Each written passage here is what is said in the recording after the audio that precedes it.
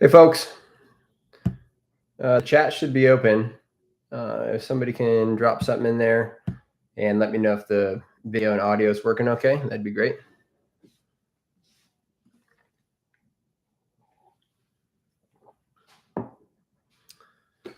Cool.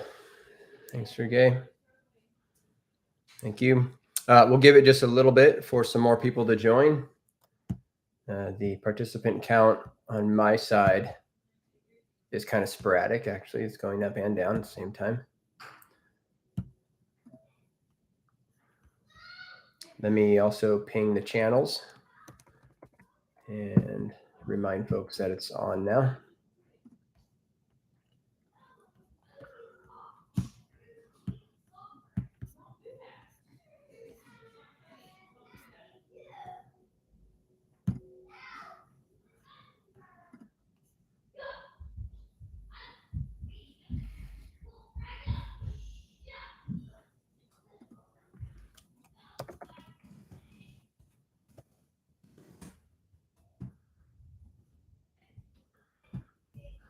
Okay.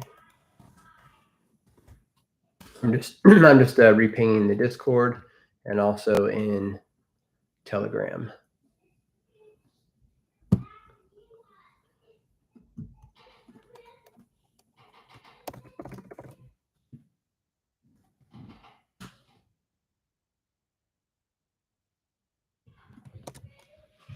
Okay.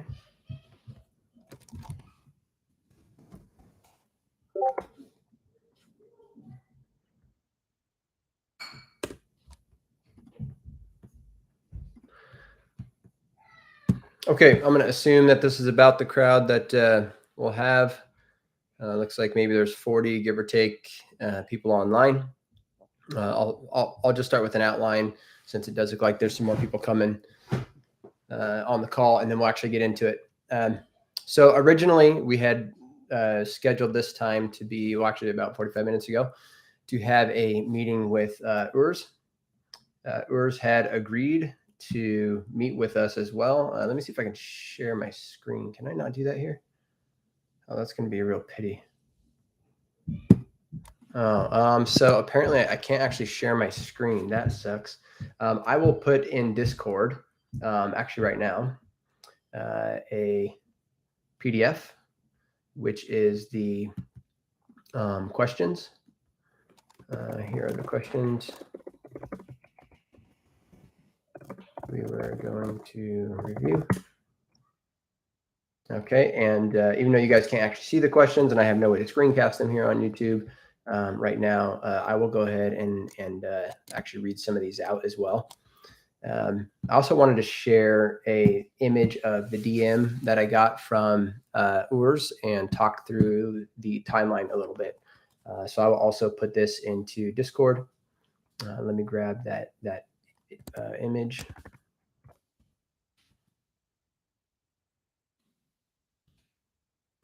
Urs DM per live YouTube right now. Here's the notice I got from Urs on cancel. Cool. So I'm going to start with that. So the order of events was the Twitter group was first created for legal action. After the Twitter group, there was a Telegram created. That Telegram grew pretty quickly to a few hundred people, and round about 150 to 200 people. It was clear that there was just a lot of pandemonium and high emotion and not action. And so I began to suggest to people ways to organize and put up a website and create a submission form, which is an idea I got from the Strong Block legal action group. And that's what began to put me in the position of a administrator or one of the leads in the group. There were several others. The Telegram became much too busy to actually keep track of what people were saying or to organize all the different things that had to be organized. So somebody joined our Telegram from another Telegram and said, hey, there's now 2 Telegram communities. We'd like to merge them. And somebody in the other one has started a Discord. So we should all move over to Discord. That's how the Discord got here. Once we got the Discord, it was pretty quickly organized that we should have an open letter written to YieldNodes. and make demands and clarifications clear in there. So I began collecting different people's comments from all around the different channels and putting them into an open letter channel. And that formed a eventual outline. A couple people actually submitted outlines for the letter as well. When I woke up the next day or two, somebody had drafted an open letter, and it had been circulated through a few hands. And by this time, there were also 5 or 6 admins chosen in the YieldNode legal Discord. And so the admins had then given me this final letter. I looked it over. It made sense to me personally as an investor. It also made sense with what I had seen from the Twitter and the Telegram channels and the Discord. It seemed to capture the community's input from there. It was a good summary, I thought, as well. I did a English spell check and correction to it. I did not change the tone of the letter. I did not add anything to the letter. Simply just tried to fix some grammatical errors. So it was left in its pretty raw form. It was a bunch of upset people from all around the world putting their thoughts into the letter. So then that was sent to YieldNodes privately. By this time, I had a DM with Misha, and I was able to give him that letter. I did not have a direct DM with Urs at this time. Misha reached out to me to schedule the one-on-one meeting. So they had 24 hours to look at that letter and to agree to return our funds. Let me pull up the YouTube chat as well so I don't lose you guys here. So yeah, I see the comment in here about the DM from Hans. I will address that. I first want to finish the timeline of what has happened and how. So meanwhile, this open letter was being put together. Some Reddit account popped up that had accused YieldNodes Legal of being a scam, and that we were going to take your money and ask for legal money and then never pay you back, and all sorts of silly things. On that Reddit post, somebody claiming to be Urs was commenting and supporting the idea that YieldNodes Legal was a scam. So that got me kind of irritated, and I didn't know if that was really Urs or not, but I responded pretty intensely there. And I also said that I will dox myself and I will meet you face to face. That would be my request. Because I'm also involved in YieldNodes masternode tokens, I know of other servers where Urs does hang out. So I went over to one of those servers. That's the SAP server, SAPP. It's one of their tokens. And I pinged Urs. I said, hey, you happen to be online answering questions here. Somebody on Reddit is claiming to be you. Is that you? He said, yes, it is. That is me on Reddit. I said, okay, I am the YieldNodes Legal website admin. I launched it. It's definitely not a scam. What you're saying is not true. Will you agree to meet with us weekly so that we can resolve things and we can get all the clarifications that we need? And to my surprise, he said yes. I didn't think that the meeting would actually happen, but figured, okay, that's kind of surprising. So we'll agree to do it. After that agreement, that's when I got the DM from Misha saying, hey, I'm here on behalf of Urs to schedule the call. And at first I didn't know who this Misha was. And after some investigation and talking to others on Discord, it did look like Misha was involved. And I went ahead and picked a date and time with him. And then later Urs confirmed, yes, that date and time works, which was supposed to be today, about 1 hour previous to now. So I knew that Misha was really scheduling on behalf of Urs. That much I knew. At the same time, this open letter was now out in the public because they had not responded to us privately in 24 hours. That's another thing I do want to talk about for a minute. There's a lot of suggestions that people jump to that are made in assumption. And I know information's flying every which way, and there's no way to know, everybody to know all the things. But I would just ask before assuming certain things were not done, or why did you do it this way, or how come people didn't get together and make a smarter decision, or for example, I've been asked, why did you just put up a website that's not the manly way to do it, or that's not very professional? You should have contacted them in private. Well, I did contact them in private, but of course, if it was in private, you wouldn't know that. So I would just ask that before people make such rash criticisms, maybe try to form it as a question, like, hey, did this happen? Instead of, why is this happening? It should be happening this other way. Keep in mind, I had a large amount of money in YieldNodes. I still do. About 170 something thousand is locked. About 73,000 of that is my capital, not profits. I'm in the losses. It started with my delayed withdrawal back in September. So I was given Steve's WhatsApp number back then. I've had chats with Steve on WhatsApp from that time, as well as in October, as recent as just the other day, about this URS meeting and about the video that went out and things like this. I always try to resolve things with people directly first. I went to Steve immediately on October 11th, first on WhatsApp about my withdrawals, didn't hear back. I then went to the support channel on email. And although I asked 2 or 3 different questions, they answered some, but not the one about my withdrawals being frozen. And then I gave that some time. I waited for Steve's interview. When I saw his interview, I felt there were mischaracterizations made in what was actually happening, and I did not trust the words that were being spoken.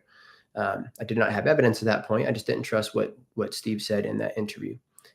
So then this progressed into the other timeline that I just laid out about the Twitter group and the Telegram and the open letter and all this. But even with the open letter, even though there had already been private attempts made to try to resolve things and private attempts made to try to ask for funds back, the one thing I knew is that this can't go down as one party, YieldNodes, telling everybody else how everything is going to be, and you're just going to like it or not.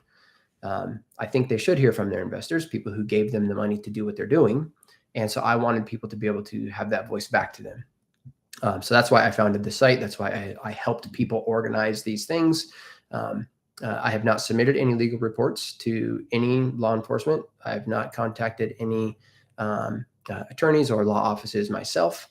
I have not contributed to the open letter at all. But what I did do was give people a channel to post these things. I gave them a website. And if somebody sends me a link that says we want to report to this place, I put the link on the website and people can report there. If people want to contact law offices, you can do all these things. My goal is not for me to personally go do any one of these things. This was something else that people were confused about, is what am I doing? What is Levi's role? I thought you were going to lead a legal charge. I'm not here to lead any of your actions. I'm here to give you power through community in your actions. So long as you don't start doing stuff illegal and crazy, like posting death threats and things. If people start doing that, I'm not going to support you, obviously.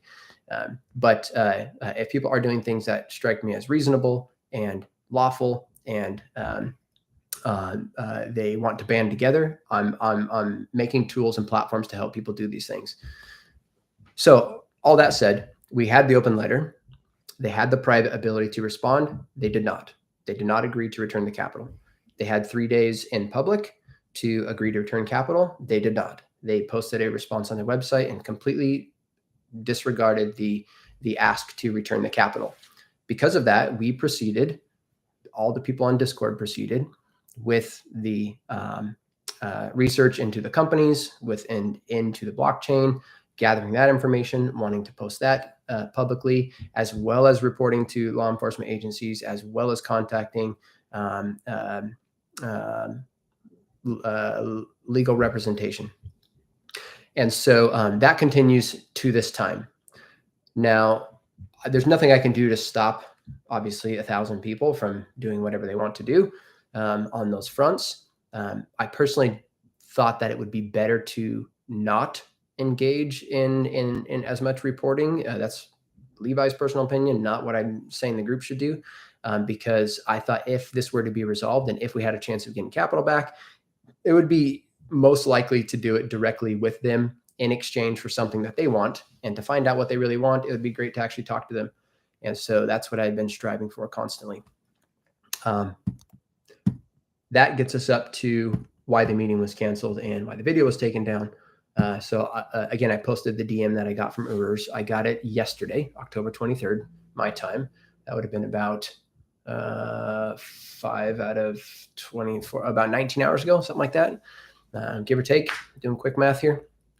And he just let me know after the unobjective video, I'm reading from his DM now that's in Discord. He says, after this unobjective video, we see no possibility of reasonable communication. You could take legal action or work with us to resolve the issue, but this is done through our Discord server. And then in bold, the interview today morning will not happen. But I'm happy to do an interview with a reasonable moderator/mediator. Details of the decision you will find on our website. That's the message I received 4 p.m. my time yesterday. I told them I will read the website and your Discord. I think it is a big mistake to not communicate. Even canceling your word will put the community into a frenzy, as we see here. I said, a moderator is a good idea. Did you have a suggested moderator? I think a very calm and reasonable conversation is needed. The more we allow each side to separate itself, the crazier each side will get.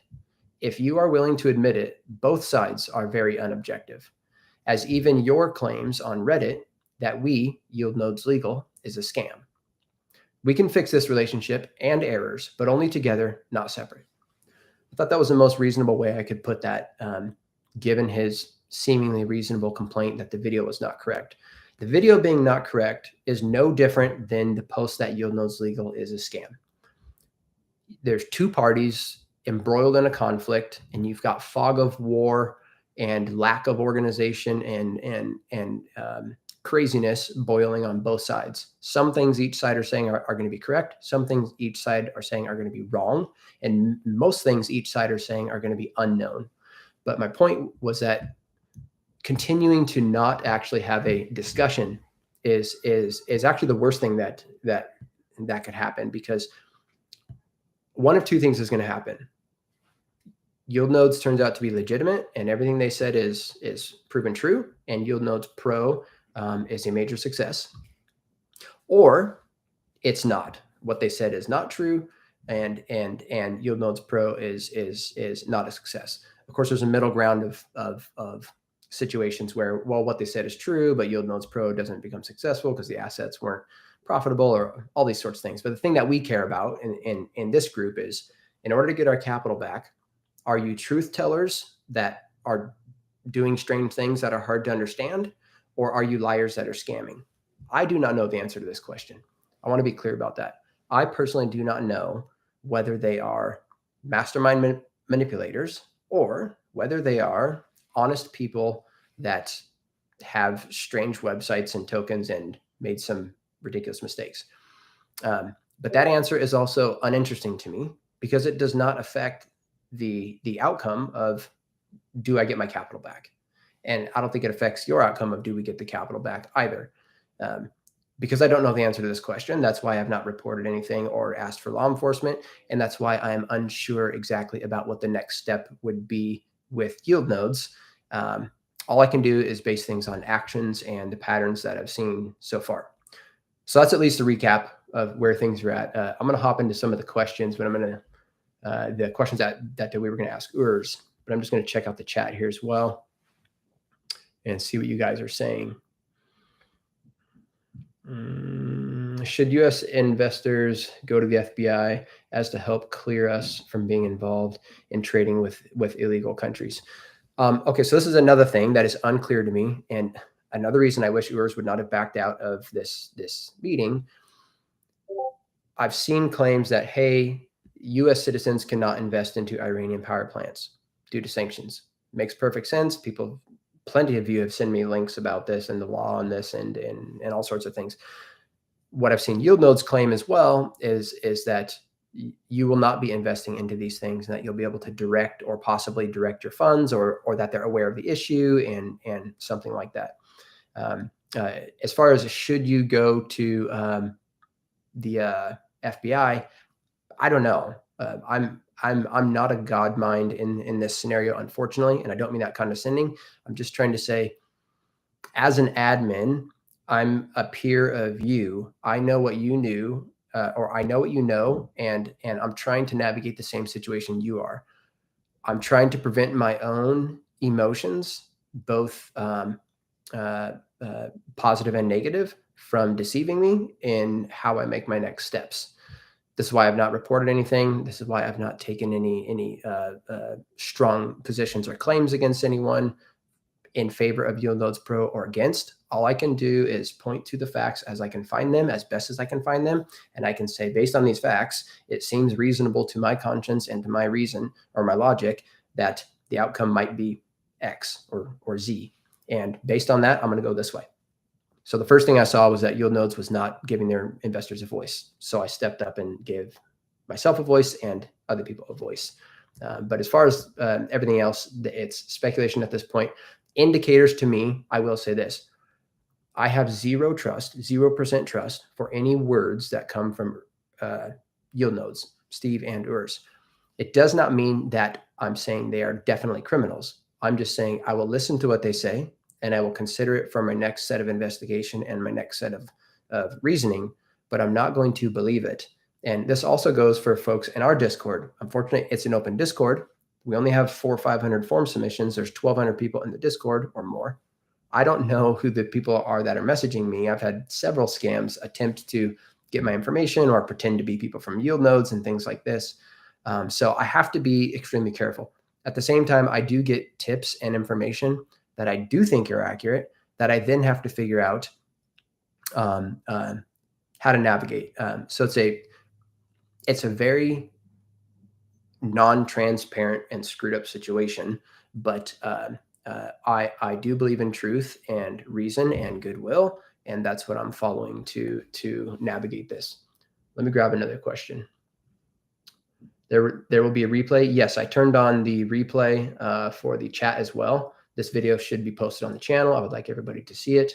It's unfortunate that I can't share my screen though, because I would love to.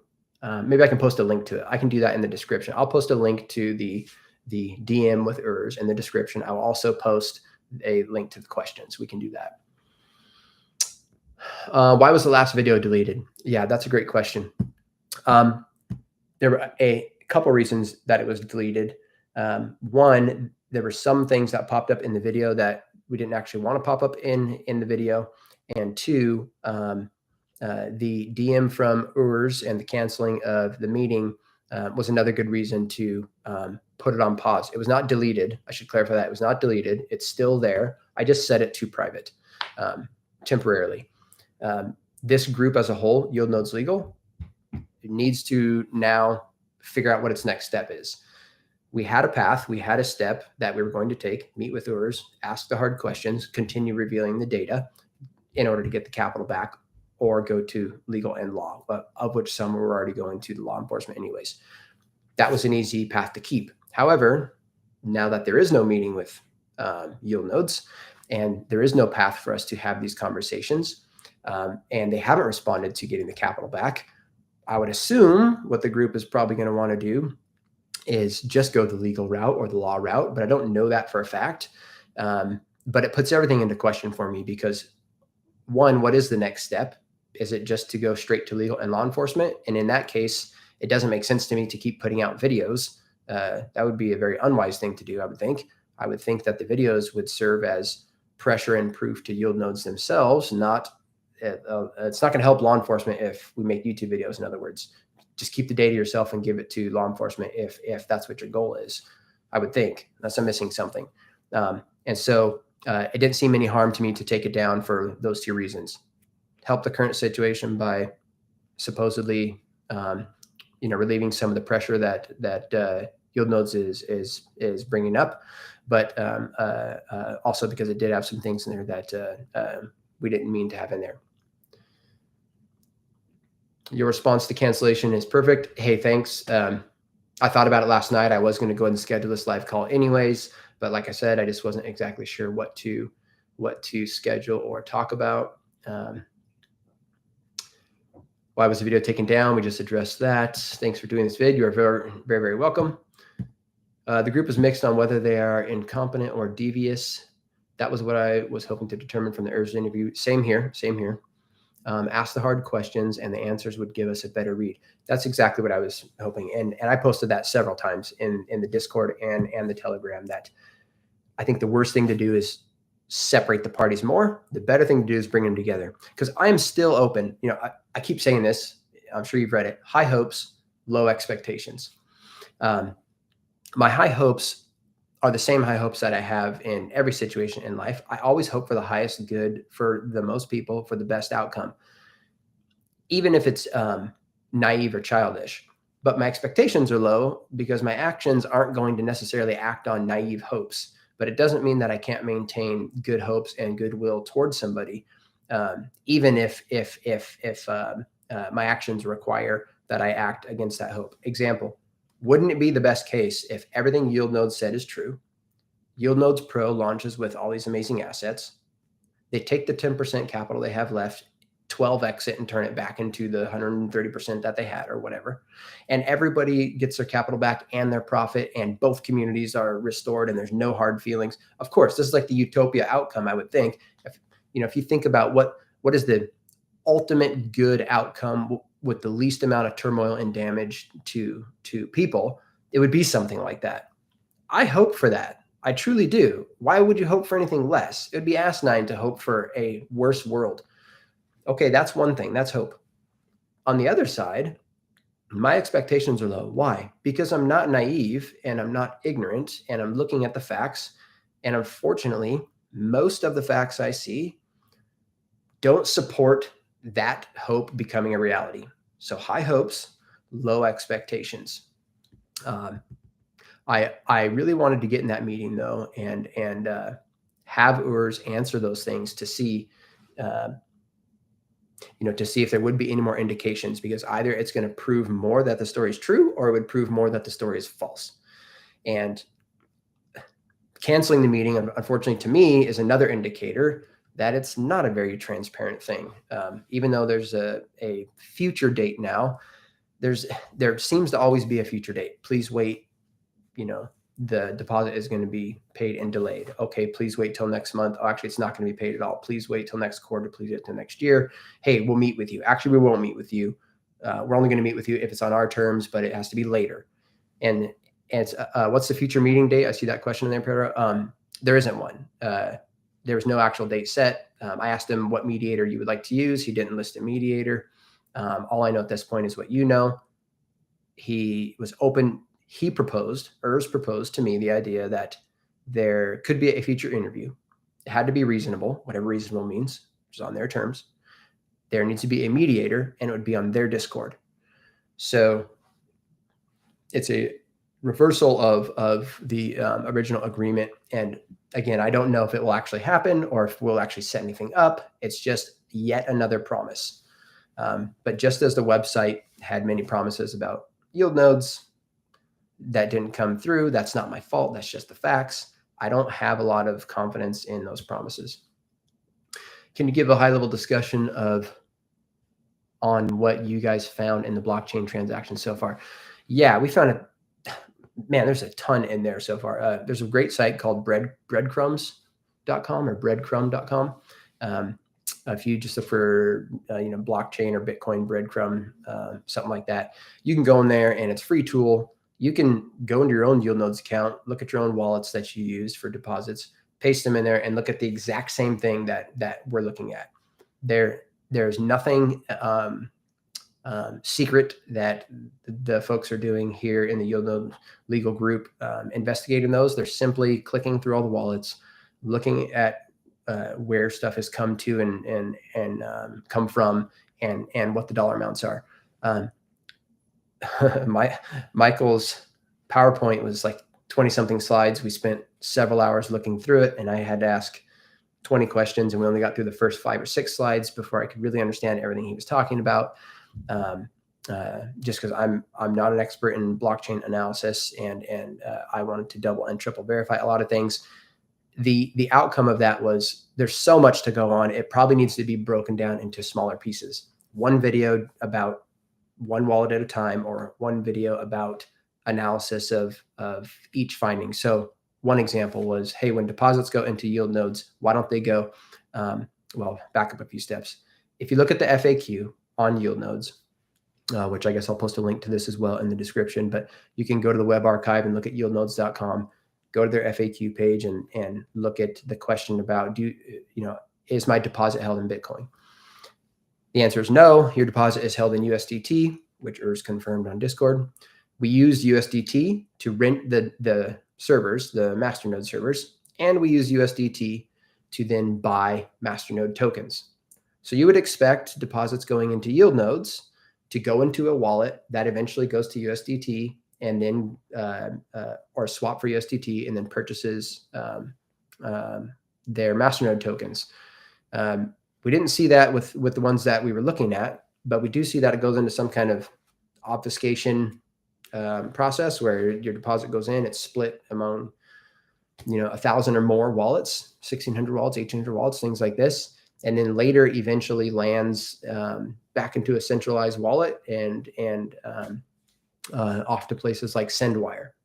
SendWire is a crypto on-ramp, off-ramp. Now that doesn't prove anything, but it does raise a very sensible question that I wish Urs was here to answer, which is, why do the transactions go through this process? Why don't they do what the website says it or seems to indicate that it does? And a whole bunch of other questions that could have been raised or hopefully will be raised. I'm not sure. It depends on what this group's next step would be. But anyways, the blockchain analysis, I would say, did not give, here's a good way to explain it. The masternode tokens, each of those websites looks to be a copy of the one previous to it. And we talked about this in a previous video. They look to be launched rather quickly. The wallets, the software wallet that you download to run that token, whether it be Peony or Dash Diamond or Crypto Saga or any of these, they're all copies of, or appear to be copies of, the SAP wallet and architecture. Sometimes they forget to replace the words in different parts of the help documentation or the menus or even the websites, and you can see that it is a copy of the other ones. And you might chalk that up to saying, okay, developers made a quick error copying and pasting templates. But then you look at the companies that were reviewed in the last video, and there's a lot of companies structured the same way in terms of their websites. So you could say, okay, well, maybe they're accidentally copying a lot of the same website templates and not also much attention to it. But when you look at all those things as a whole and then say, okay, their Bitcoin transactions also do not look like they follow what they claimed it followed. And then when you have a meeting to try to clarify these things and it's backed out of, unfortunately, I have nothing to go on to prove that the story about YieldNodes Pro is indeed true. I'm not saying it's false. I'm just saying none of those are good indicators that if it were a legitimate business that was plain and clear, you should be able to show it quickly and easily. And there should not be so much difficulty with every step of the way. And there should not be so many odd things that need explained. And then the explanations don't exactly make sense either. And again, that's not proof that it's criminal. That's not proof that it's legitimate. That's just proof that it's a continual spinning of the wheels of confusion. And I would say that was the conclusion of the blockchain analysis so far. Again, I didn't do the analysis. I'm not a blockchain analysis expert. Michael can answer more questions about that. Let's see what other questions we got here. I'm clearly not going to get to the questions that are in the PDF, but you guys can read those. They're pretty well organized by topic. But I will address the ones in chat here. Why did you delete the video? I addressed that previously. Go ahead and watch the recording of this, please. I'd rather see them in jail than I get 10% of my money back. A lot of people feel that way. I can understand that. What's the future meeting date? I addressed that. There's not one. After this backed out, do you think it's not to go to legal? The original group letter gave 3 days for them to agree to return of funds and 2 weeks to pay them back, or they would proceed with legal. So my understanding is that the larger sentiment, if that letter captures it, which I believe it did, was to proceed to legal. There's already been several attorneys in touch with the group, and they're on Discord. There's the proof of scam channel where everybody's been posting evidence that they feel is conclusive that, or at least indicative that there must be a scam going on. But I really don't know. I would like to, because the group has grown so large and so much has changed, I would like to get another poll out or something that's more verified, you know, on a verified investor account. So they can't just have any random person voting on it that says, hey, this is what this group wants to do. I think it's better to do that collectively in numbers than as individuals. But that's just my layman personal opinion. You know, I'd say you should decide for yourself, and you should talk to an attorney and to a legal expert or possibly a law enforcement agency or something about your decision there. How would he defend himself live when he can't ignore questions and whatnot? Yeah, I mean, so my hope was, again, on the highest hope side, that the questions would be answered in a reasonable way that would make sense, that would restore confidence and bring these groups back together. That would be the best outcome. The other outcome would be if you ask hard questions and there is no good answer, it would be further revealed of what's going on. So in either case, it would have been a good thing. It sucks that it didn't happen. We're here, we're live, but sucks that we don't have ERS here to be able to clarify things. I support these investigations, but worried some negative noise could destroy YieldNodes Pro getting off the ground. If our money was gone, regardless of the reasons, we might need YieldNodes Pro to exit. Yeah, a lot of people feel this way. I've seen this, especially in the YieldNodes official group. This comes down to your willingness to believe YieldNodes Pro. If YieldNodes Pro is surely real and surely what they say it is, and their intent is going to be what they say it's going to be, I would agree with you. Your reasoning would make sense. It would not make sense to get in their way. The reason I personally don't go that way and think that that is a, I don't mean to be rude, but I think it's a naive way to think, is because there was already a system called YieldNodes that already made these promises and already had a chance to operate. And it failed miserably, and it failed everyone miserably.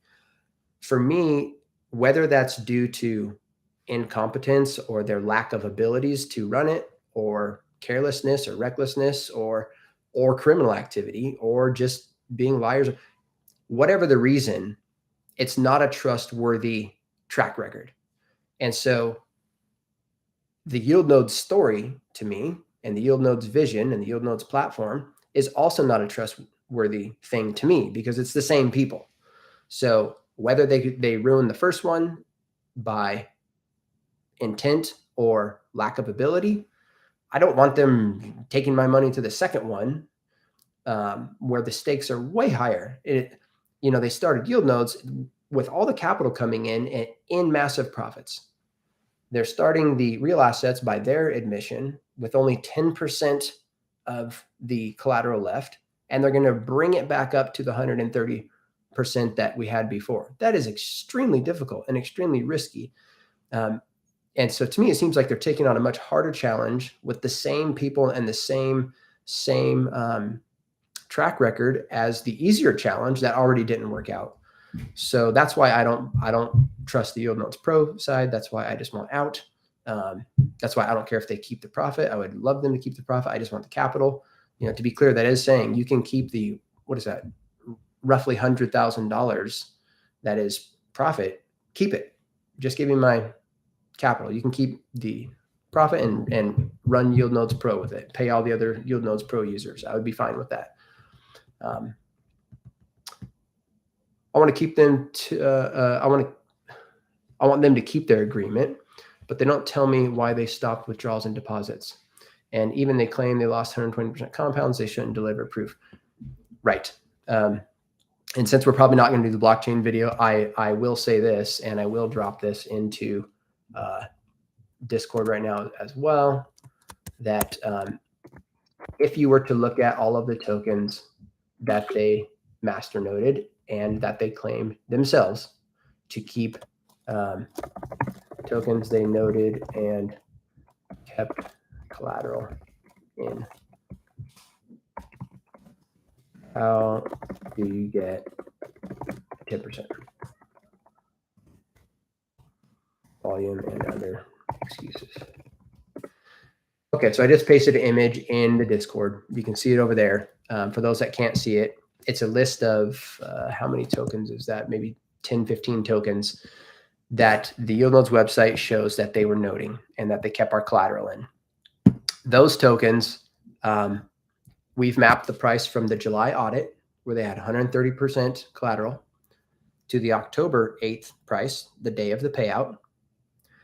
And then we showed the price change from the audit to the day of the payout. There's not a single token that dropped down to 10% from 130% collateral. There's not one. There's no way, no matter what token you put all your funds in, that it dropped that far.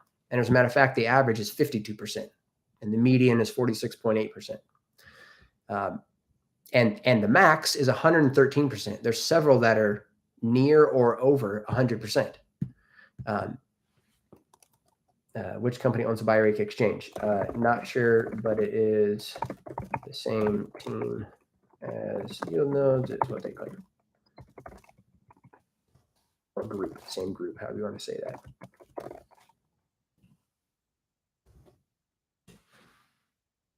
So questions like that, we would have loved to get answered, and we would love to just see the proof of where that is. Why is it so hard to just give the wallet addresses and show where the transactions went? Why is it so hard to show a property record? As I mentioned before, I have real estate holdings. I have several legal entities that provide anonymity, and you wouldn't be able to find me on those records if you tried, the same as you can't find Stephen Ers. But if I were to launch a real estate crypto investment project, I could show you all that information in 1 or 2 days flat. There would be nothing difficult about that whatsoever. I just take the scan and show it to you. I take the property record and show it to you. I would drive down there and do a live video on my cell phone and show you the property itself. These reasons for why everything must be so delayed and so controlled are what raise my suspicion and increase my distrust for these things. Let's see if we have another question. Can you post a link to the breadcrumb after this? So it's just an app. It is called breadcrumbs.app. I will put it in chat now. I think it's naive to continue with believing that they will bend to any group pressure. I would agree. Why don't we go firm and go to our law options? What do you say? And that's Manos. I think that should definitely be something on the poll. I think that's something that the community should also chime in on. I'm honestly in a very, usually I'm quite confident about what my next step is. I do not know what my next step is at this point. And so I think I probably just need to eat something, sleep, perhaps process a bit, talk to some more people. But some have also asked, I should address this. Some have also asked why, why the sudden change in tone with the admins? Did they get paid out? I've seen some speculation about that. Did Ers clear their accounts? No, I will show my YieldNodes account. Not that it would probably come through there. I guess at the end of the day, you can believe any speculation you like, but I'll be a little bit transparent. After looking at the blockchain data, I am less comfortable pursuing it on our own than I am with assistance. And I'll just leave it at that. Again, breadcrumbs is pasted in there. You can do your own research and make your own conclusion about the blockchain data and what you see and decide for yourself how you would like to proceed. But for myself, I would like to take a pause and see how I would like to proceed. What are your thoughts on Uwe suddenly in the picture, now signing off on YieldNodes website? It makes sense. I think we kind of forced their hand on that a little bit because they'd always said, wait a couple weeks and we're going to announce the investor, or, wait a while and we're going to show proofs. All the proofs will come. Well, for us, we just went and looked up the public records and showed what the public records showed. And that proved unequivocally that Mr. Kunle was in fact the investor. You can go to YouTube and look at Urs's videos from 3-4 years ago, talking about the yield token and how it was going to collateralize real assets. You can look at the companies that Mr. Kunle is CEO of that were already shown in that other video, but you can go Google them yourself as well and see that clearly. That's the company. That's the company that does energy. That's the company that has the project in Iran. Unless there's another investor that would be of the exact same portfolio and type of character and with the same connections to the YieldNodes. So I think they kind of had to, in other words, say, in order to regain the narrative and correct the statements, they would have to clarify, and they should. If it's legitimate, you would expect them to do that. If it's not legitimate and they want the narrative in their control, you would also expect them to do that. So I think their hand was forced by us acting first on that. If I got your feedback right, what is the use of the group legal discords? Is if each of us will go separately for legal action instead of collectively. Yeah, so I'm not proposing that everybody disband and go individually. What I'm saying is, in order to act as a group, we need to know what the group wants. Currently, the open letter was written with a certain understanding of the situation. That situation has changed. And so I would just like to get another poll out and get everybody on the same page to decide what the next action is. Because if what everybody would like to do is to go to law enforcement, let's say, and to legal, I'm always measuring actions by, do they support the end goal you're trying to get to? Don't get distracted. So, a side argument with somebody about some personal attack, is that actually going to help you in Discord having a personal argument with somebody get to whatever your goal is? Very unlikely.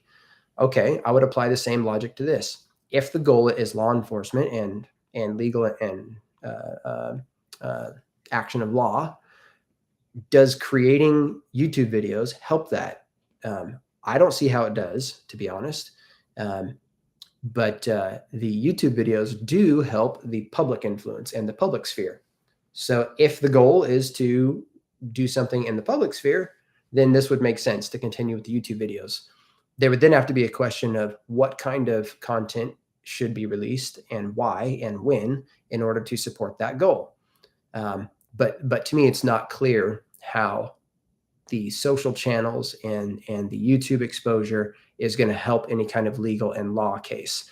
In my experience, the law would typically want you to say less. And so those two immediately seem in conflict to me, that, hey, we're going to just leave it to the law and to the legal side.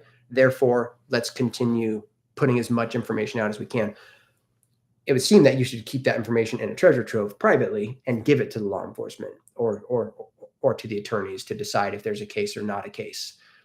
So that's why my hesitance and my putting the brakes on it is, I don't want myself or the group, I would caution the group from just acting out in an emotional response because Urs canceled the meeting.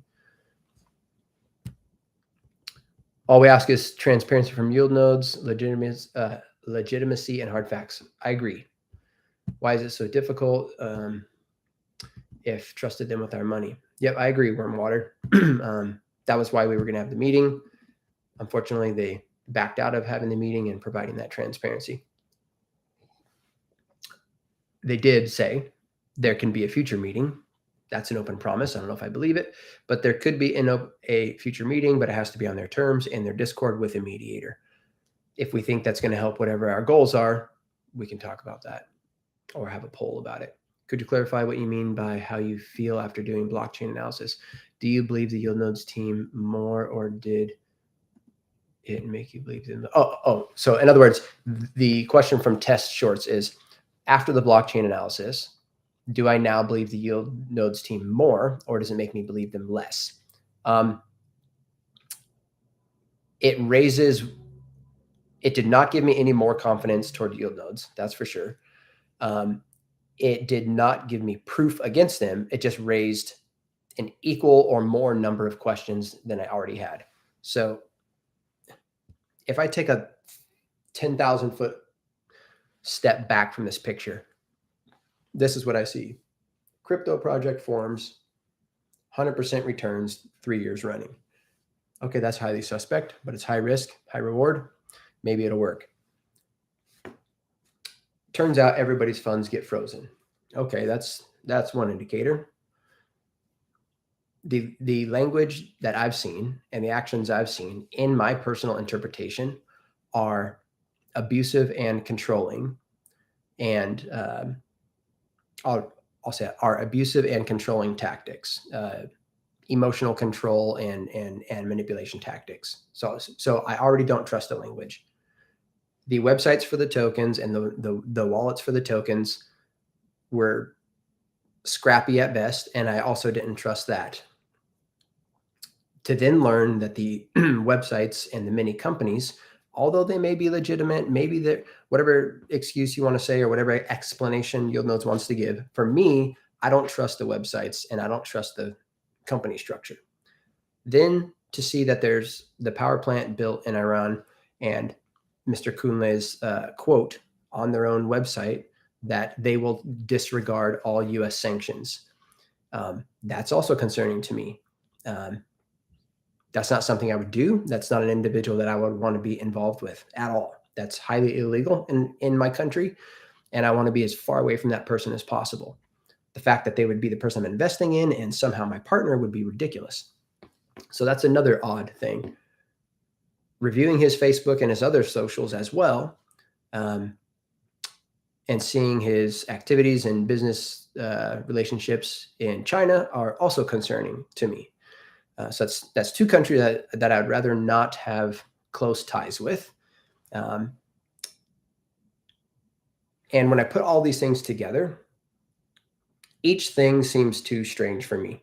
To then go to the blockchain and see what to me looks like efforts of obfuscation, relation to other large wallets and reported and flagged wallets. There's not any area that I've looked into that provides me, oh, okay, here's the comfort or here's the explanation. No area provides me hard proof of anything. There's no hard proof of anything in any area. But every area is, in my personal view, full of red flags. And I don't need to see 100 buckets of investigation that's full of red flags.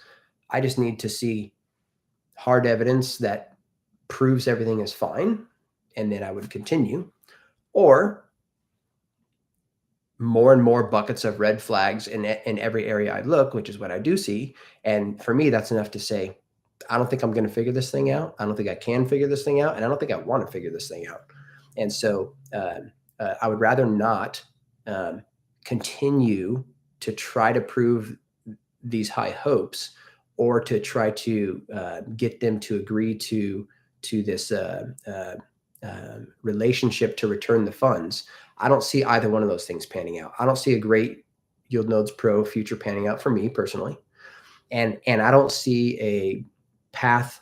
I don't see actions on their end that are leading to return of the funds. And because of those two things, the only thing left would be to do exactly what Urs said on the site, go to legal or go to law enforcement. And for that, I even need to decide, is this something that is worth that while? And then what's the outcome? And then how do we do that collectively or whatnot? So that's me. Now the group. I will still continue to leave the site up. I'll still continue to manage the channels. I will still continue to put links up for people to report. We still have the tool to verify YieldNodes user accounts that are there, and I will continue to collaborate with anyone trying to organize any effort. And if I decide personally that it is now time for me to report to law and to legal agencies, absolutely, I will also engage in that. But as I've said, I haven't seen 100% proof to believe YieldNodes, and I haven't seen 100% proof to show that it is illicit or illegal, which is why I've not reported anything. And I'm still in that position currently. Could you do and we should probably wrap this up too. I'll give it, I'm going to give maybe 2 or 3 more questions here, and then I'll wrap this up. Could you,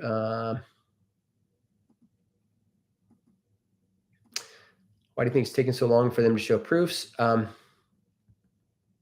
Personally, I don't know exactly why.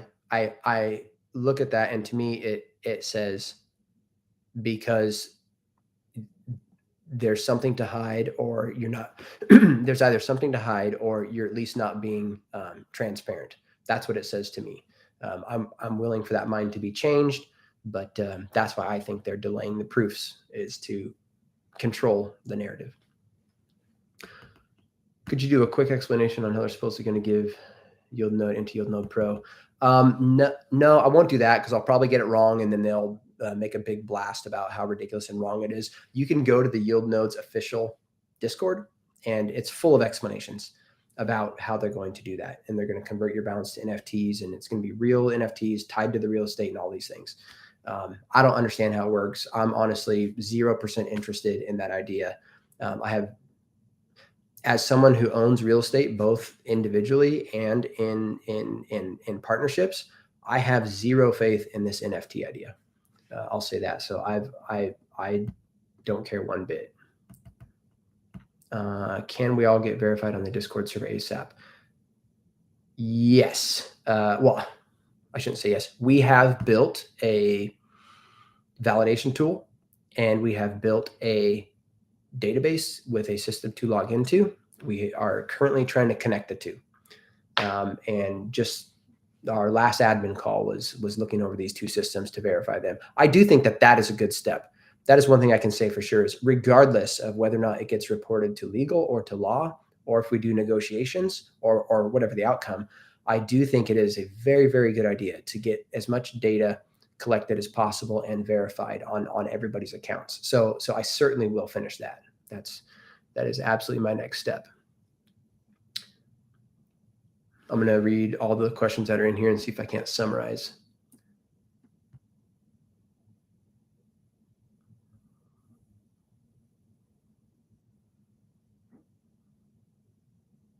Okay, so there's a few questions about moderating and on the moderating. No, I hadn't considered who would actually moderate it. Again, I would go back to what's the end goal. If my end goal resolves on law and legal, I don't see any point in having a meeting at all. If I want to believe yet another promise and yet another future date with a brand new set of terms, and the explanation that the reason the current one didn't work out is because it's my fault that I prevented them from being upstanding people. I don't know how many times I want to go through that. To be honest, if you're upstanding, do it. Don't sit around and make excuses about why you can't do the upstanding thing. So I don't know. I have yet to decide if it's even worth having a moderated conversation or not.